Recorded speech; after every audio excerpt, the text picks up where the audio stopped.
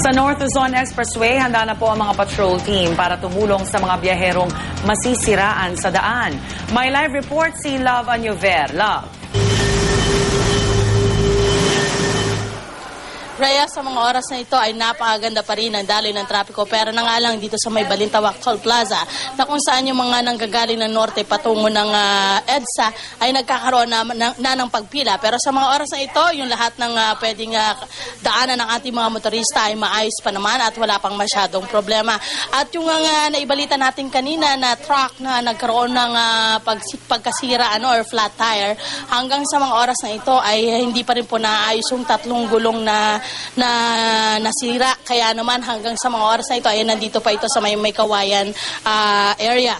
At sa ating pagtanong-tanong dito sa North Luzon Expressway Authorities, sinasabi nilang inaasahan na po yung pagdami ng mga motorista sa Miyerkules po ng gabi o Huwebes Santo, kung saan bubuhos na po ito at pupunta sa kanilang mga probinsya.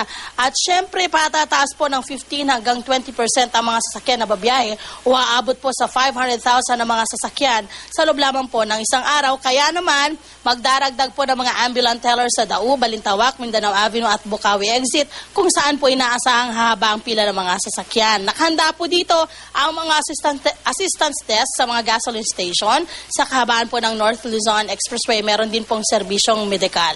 24 hours din pong roronda ang ating NLEX Patrol. Paalala din po sa ating mga motorista, sundin po ang speed limit. Ayan po ay babantayan ng ahensya, 100 km per hour lamang, at ang minimum speed limit ay hanggang 60 km per hour. Bisitahin niyo po ang kanilang website para po sa real-time na pag-monitor ng kanilang traffic dito. Yan po ay ang www.tollways.net.ph.